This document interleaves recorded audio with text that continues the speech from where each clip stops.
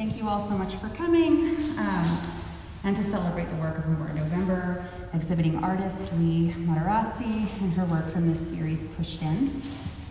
My name is Justine. I'm the gallery operations manager here at Blue Sky. I'm also joined by our wonderful staff today. C, our exhibitions manager in the back, and Du Young, our outreach and communications coordinator. And we are also joined today by Chris Rauschenberg, our interim board of directors and board president. I'd like to thank our board of directors, exhibition committee, donors, community partners, and members for your generous support of our gallery, and the ongoing commitment that you have made to further Blue Sky's impact in the arts. For almost 50 years, we've been committed to offering our exhibitions and public programs free of charge, and it is because of you that we can continue to be a welcoming home for the transformative nature of photography. I'd like to acknowledge that we stand today, our location in Oregon, and the importance of our place as caretakers of this land. We at Blue Sky humbly acknowledge that our programming is being held on the traditional lands of the Multnomah, Kaflamet, Clackamas, bands of Chinook, Tualatin, Kalapoya, Molalla, and many other tribes who have made their homes along the Columbia and Willamette rivers. We are joined today by Lee Materazzi, a contemporary artist from Miami, Florida, now living in San Francisco, California. Materazzi uses her body as a medium alongside color and texture, and at times responding to remnants of material or work left by her children in the studio. Her compositions are off-kilter and investigate autonomy, rejecting acceptable social norms that regulate the human body. And now, without further ado, let us welcome Lee and her daughter Mia to discuss her work.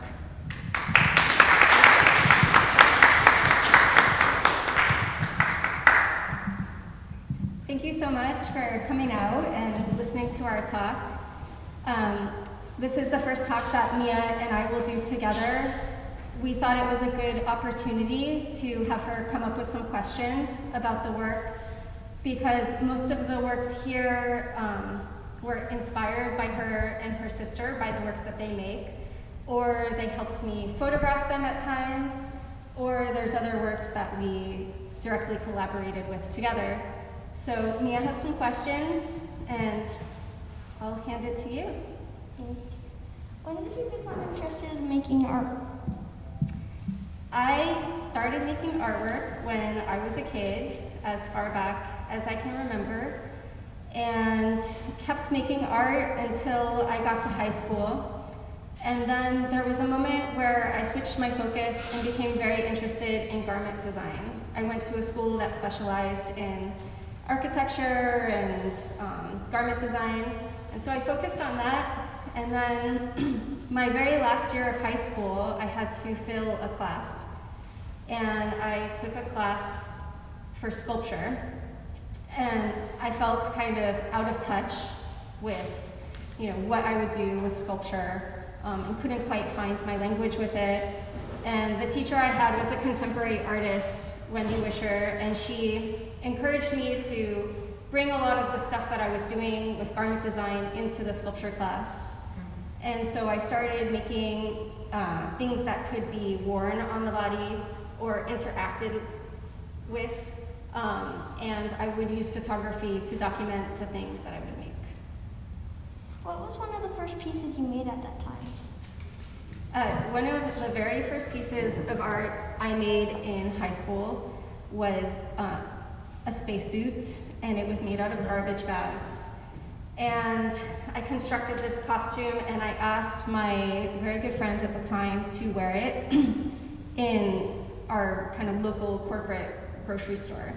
And so she put on this spacesuit made of garbage bags, and I kind of gave her this task of walk around with the shopping cart and go and fill it up as much as you can with pineapples, and walk around the store. And we were lucky because there were a lot of the same grocery store, because we kept being asked to leave. And so then we would go to the next store and try it again. And finally, by the third store, I was able to I had my photos, and we got out of there. Wow. Did you have to buy the pineapples? we did not buy the pineapples. It was like a task of hers, like fill up the cart, walk around, and then, put all the pineapples back. So that kind of gave me like more opportunities to like document her in action. Can you tell us more about why you use photography? I use photography as I actually majored in sculpture, so that's definitely my background. And I've never taken a formal photography class before. It's self-taught, and it's always been something that I use to document the things that I make. I use a lot of materials that aren't necessarily archival, and I don't like having the pressure of the things that I make needing to last forever, but I suppose like photography, it allows me to document them and preserve them and make them last forever. Have you ever shown the sculptures you make? There have been moments where I've shown some of the remnants from performances or some of the things that I've made. I'll show them in real life. But I also think sometimes it's, showing too much is actually like giving less. There's less for the viewer to imagine, where showing a photograph at times feels like the right amount of information to give. What was the inspiration for these portraits of your face? Those portraits over there, you helped me make when you were about 6 years old with your sister, and we had started making some pieces in the studio together. Ever since you were born, we've shared a studio together, and at this juncture, when Brooke was 3 and you were 6, you started coming into my work in a more literal way. And so it felt natural to let you make art out of my face. And so these pieces I would give you in Brooke's supplies, and you would have complete freedom to make what you wanted. And I think your dad took the photographs for us when we were done. Do you feel like all your works are portraits? You use yourself a lot in your work. Can you tell us why and what that means to you? I do use myself a lot in my work. I used to, when I started taking photographs of people and bodies, I would ask other people to be in a lot of my photographs. And then there came a time where I didn't have as many people to ask, and I also didn't want to ask people to do the things that I was willing to do. And then it became, my identity did become very important in some works, such as the self-portraits or the portraits that you and Brooke made with me. I feel as though my identity as being a female artist and a mother becomes very relevant. In other works, I feel as though my identity is less important, perhaps in these ones where the figure is, it's becoming more abstracted. But I do still think it's important that it's me using my own body, opposed to asking someone else to do these things. What made you do that on the wall with your hands? This piece I made one day in the studio, and it was a day when that piece was meant to be something completely different. I had a very specific idea in mind, and I spent all day trying to accomplish that. At the time, I was using a clicker to take the pictures, and probably was using my toe or had it in my mouth.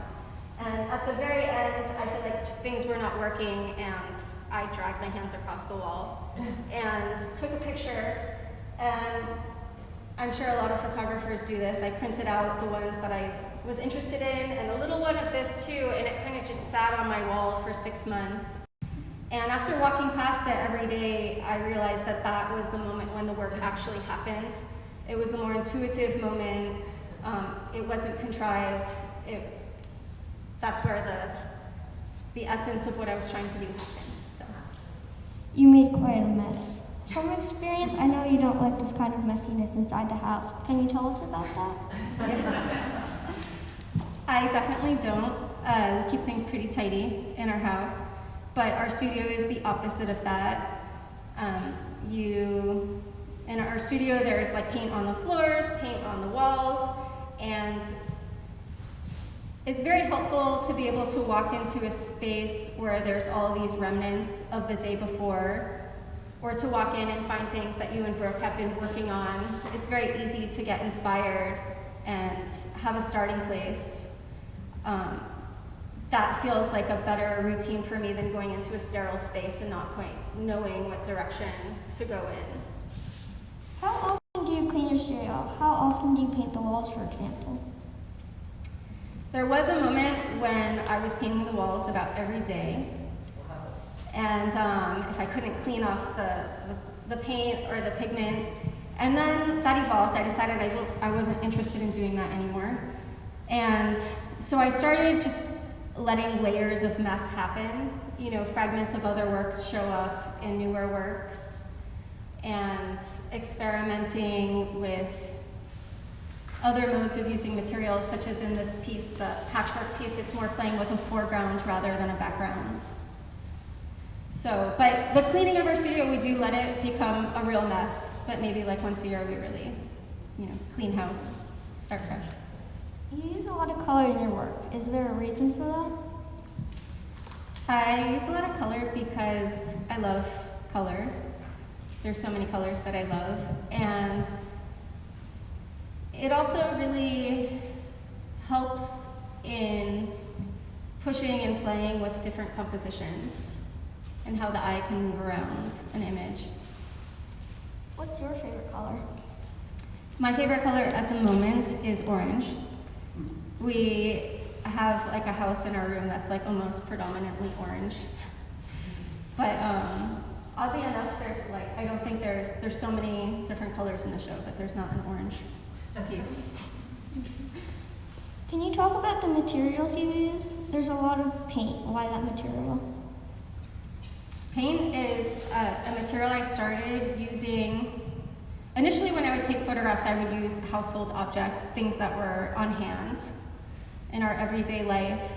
And when you guys started making art, you and your sister, paint was a material that I got for you two to experiment with, finger paints and such. And so then it became a material that existed in our life, a material that was on hand for me. And so probably the first time I experimented with using paint was with you and Brooke when we made the portraits over there. And then after using paint in that way, I became very interested in how paint on the body could abstract the body more and again, help in the play of composition. What was the inspiration for that mound of clay with crayons in it? The piece back there, there's the mound of clay. I made with Brooke, your younger sister, when she was about 3 years old. And we went into the studio and she wanted to work with clay. And for her, clay was really a material that was to push objects into rather than sculpt out of at the time. And so we started pushing beads into it, and then she thought it would be interesting to push her crayons into it. And as it evolved, I knew right away I wanted it to have another life. I wanted to interact with it and document it in some way. So I started interacting with this mound, and I set up my camera on a tripod. And at that time, my technology was I was just using a timer on my camera. And I quickly realized it was way too challenging to do what I was doing and try to set the timer and capture this moment. And then you came around, you were working on something, and you offered to take a few shots. And you literally took 2 photographs. And the first one was completely blurry because I think the lens had dropped down into this perfect angle that you see in that picture. And then that was the second picture that happened. And it's almost like everything fell into place where the angle's just right and the light came in through the window. And it felt very fortunate to capture that moment because there's so many things that we make in the studio and don't really take the time to document. There's a lot of times that we try to document something and it just doesn't translate in a successful way, and we decide, the documentation can't exist as a work on its own.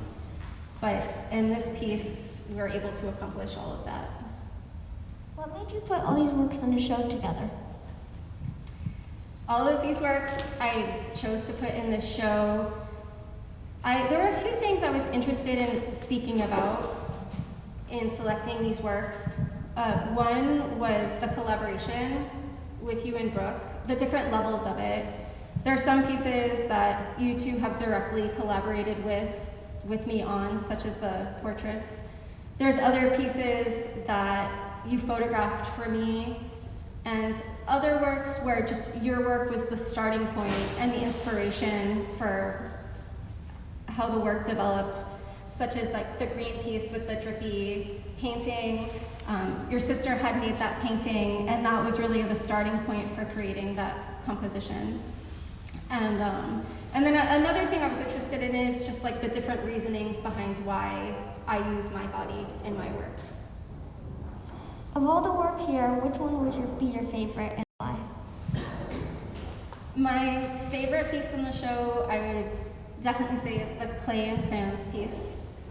And I think just because, if every day could be a day in the studio where, we're all making art and just being really open to experimenting with material and let things happen in a very natural, intuitive, experimental way, and something actually gets generated from it, that's my ideal way of making work.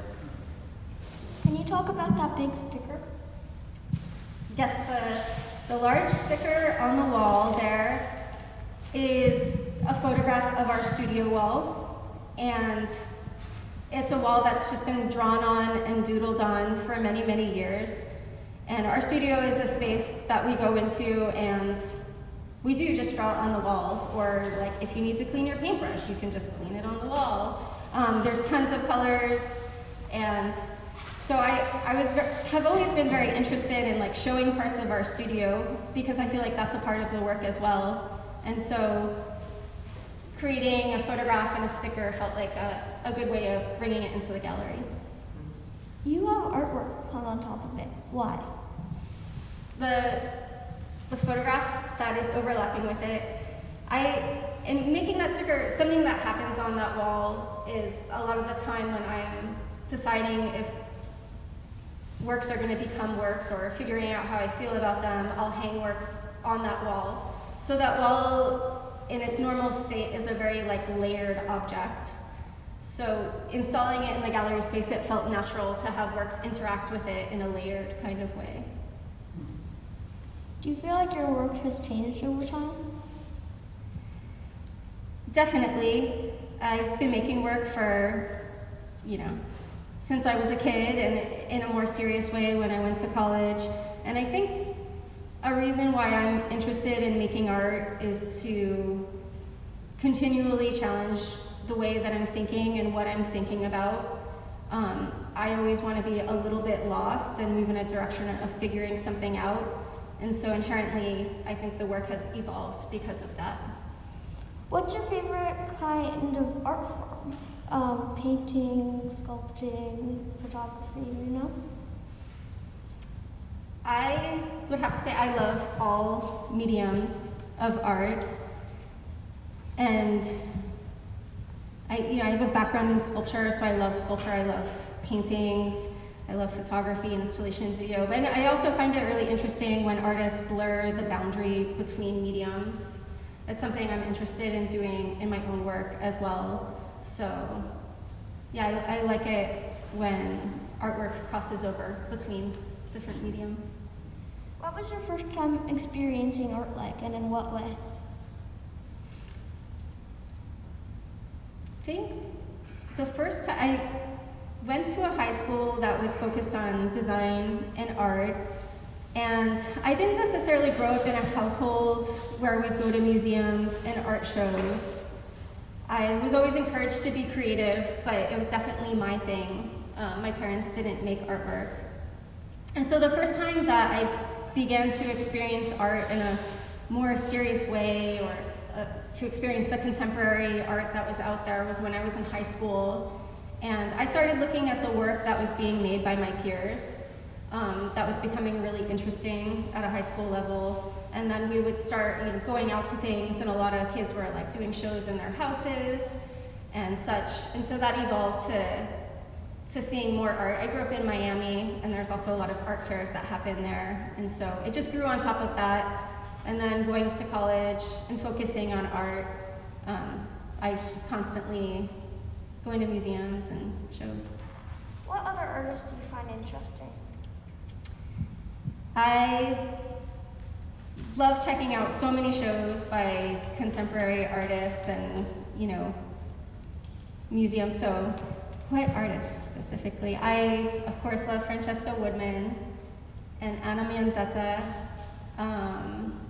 female artists who use their bodies in interesting ways. I also, contemporary artists, I love Whitney Hubbs. She's a photographer who has a show up now. I'm a huge fan of hers. And Katarina Riesing is another contemporary artist. There's so many, I could go on and on. How does inspiration usually come to you? I am inspired by books, I'm inspired by other artists. A lot of the time when I'm not sure what I'm gonna make, I just go into our studio and there's always works by you and your sister that are lying around that inspire me.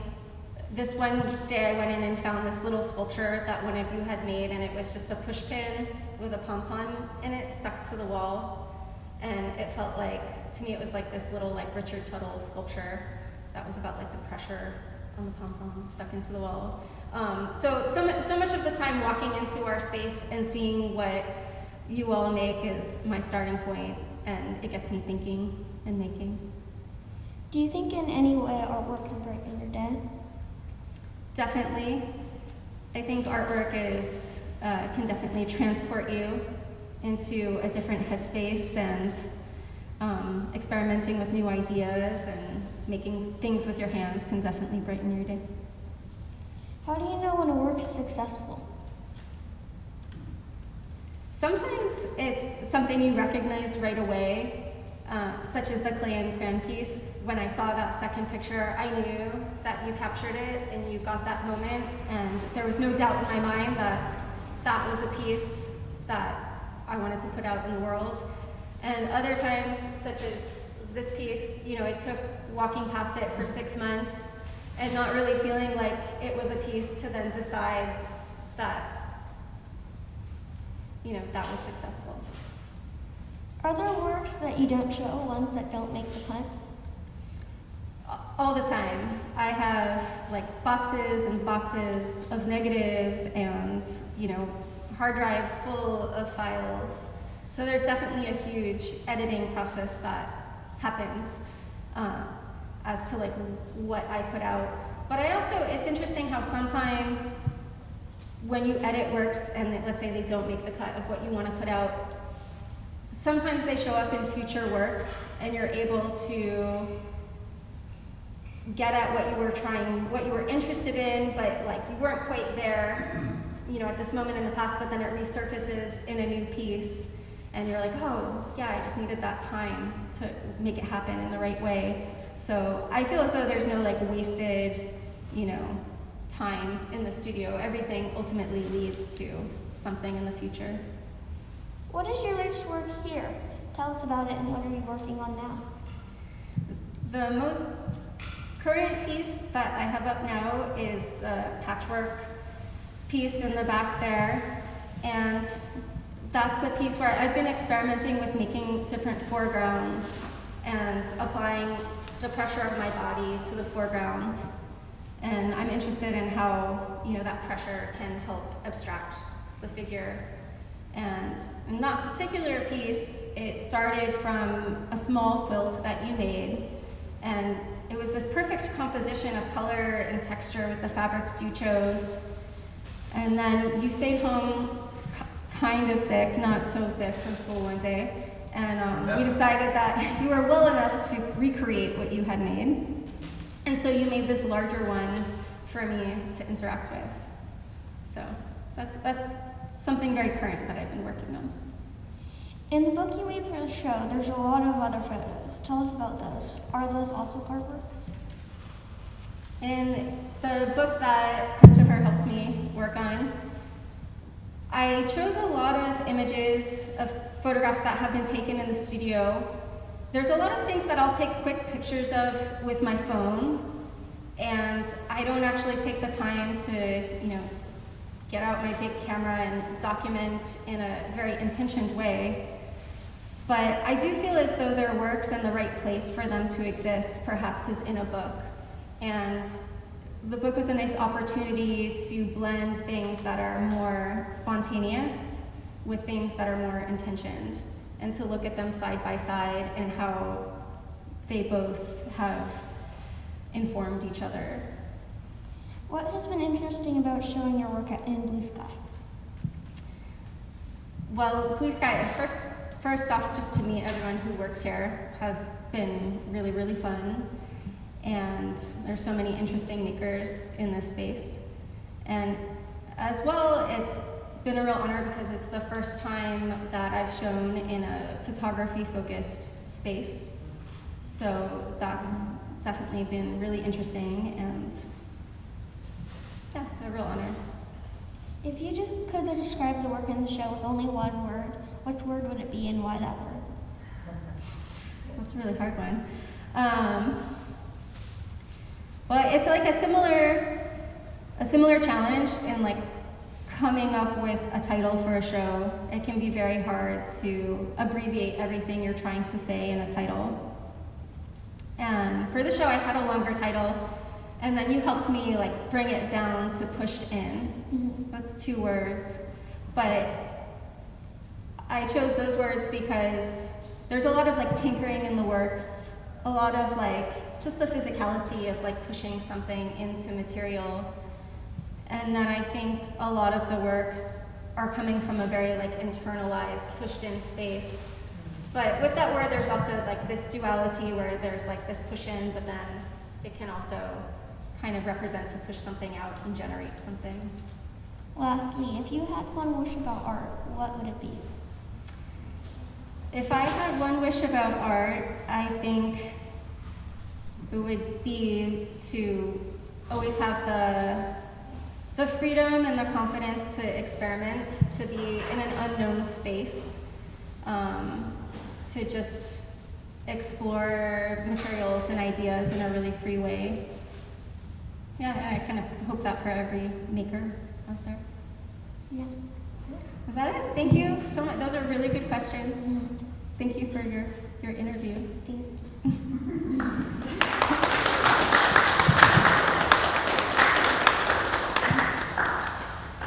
You guys have any questions? Yeah, if anybody has any questions for me, maybe Mia, are you open to answering questions? Maybe, perhaps. Okay. No. Yes. I'm curious if you use mirrors at all with your process. Like this piece here, I'm curious, like how do you see yourself, I have a mirror in my studio. Yes. I don't know how my mirrors get so beat up too. They're constantly being dragged around, they're covered with paint, but yeah, it takes like, and it's kind of interesting to have mirrors that are reflecting back because that is photography in a way too. So there's lots of mirroring and reflecting and figuring out. Yeah, 2 things. One is when you talked about how long it took you to get that picture by just walking by it Yes. back and forth. That kind of time is not usually thought about when you come to a conclusion that this is the picture that you want. That just seems to be this interesting kind of time when you walk by and obviously you came to terms with it. But so could you talk about that as part of your process? Because I kind of gathered that that's what you use your studio for, is to just constantly just to have all of that around you, and you're always kind of doing some kind of editing projects. Yes, I definitely, my studio has 2 functions, and one is it's very like, there's the works that I hang up. I need to walk by them, I need to see them and like, kind of like feel it out, how it is to live with them. And some works grow, and some works you're like, oh, I thought that was there, but it really isn't. It hasn't grown.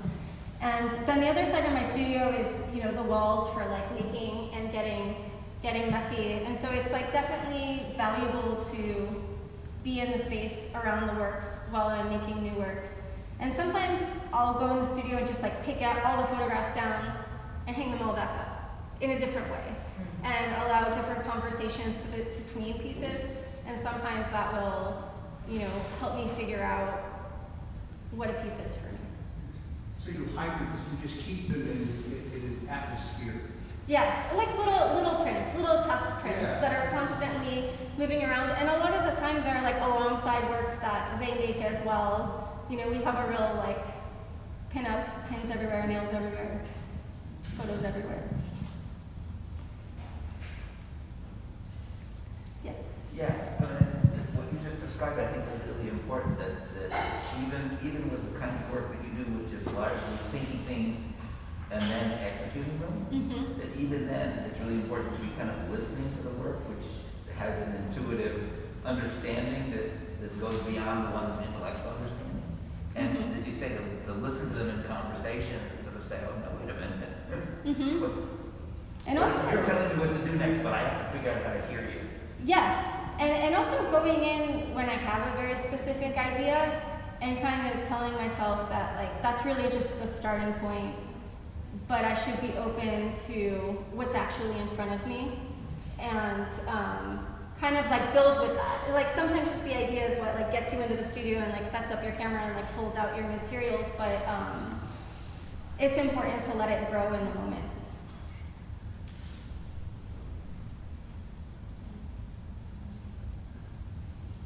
Anybody else? Yes? Yeah, my perspective, when you said at the end of your talk that this was the first time it was in the photo gallery, could you talk about that a little bit? Was that a surprise to you, or was it like, well, it's about time I'm or is it was it a surprise? And what other kind of galleries have you been in that, in a sense, would say, we'll take this work? Photography is an interesting medium because it's definitely a medium that's in the broader contemporary art world. It's just another, material to be used.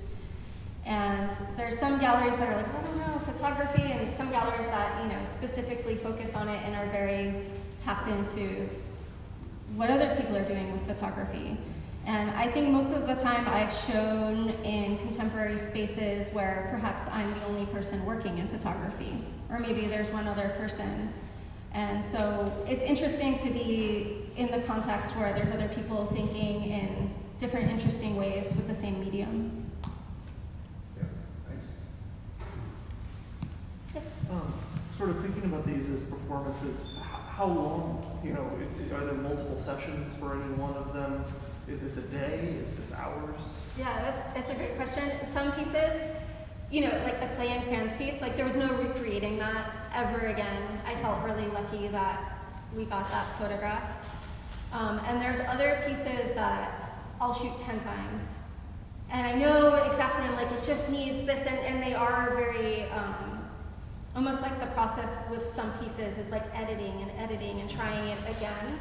And so, and other pieces are super spontaneous, and they just happened by chance, and I would never try to recreate them. And I think with those type of pieces, there's like an accepting of the flaws too, and realizing that the magic of that piece is in the flaws. And then other ones, there's like this like striving towards like a kind of perfection, like with a very intentioned idea. Thank you. Yeah. I'd love to hear you say more about the idea that working with yourself as the model allows you to do things that you wouldn't do with other people. Sure, and not necessarily wouldn't do with other people, but like I mean, there definitely is a freedom being in my studio. I like sometimes I like the idea of having studio mates and seeing I do have studio mates. But I also wonder if the work would change, if it wouldn't be like as safe of a space, of it just being like my own personal space. And then also using myself, there's a kind of, I'm not subjecting anybody else to my requests. And, I'm the author, it's my choice, and it's my body, and it's my choice in the way I portray myself, and the materials I put on myself, and the way I pose myself. And it feels important that it's all on me, and then it feels okay. I don't know if it would feel okay if I was necessarily asking someone else. Though other times it has felt okay when I do have people who are very excited to be involved, and then that can change that dynamic.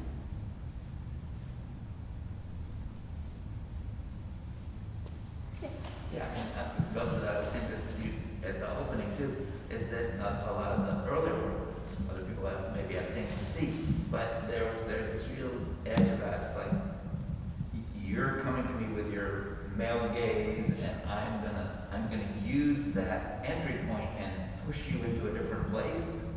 And I think that would be very changed if it wasn't you, as you say, controlling. Right. How do I control the way you see my body? It's my Right. body. Yeah.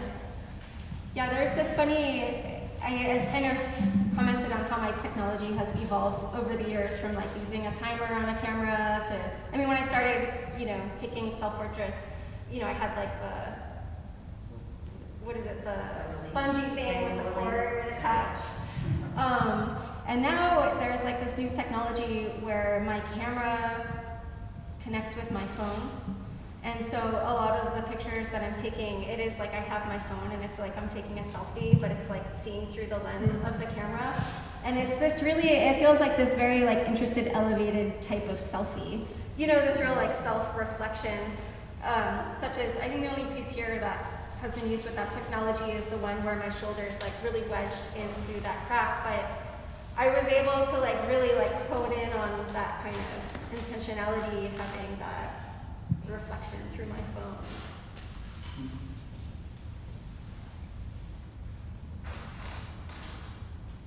Well, that's fantastic. Thank you so much. Thank you everyone so much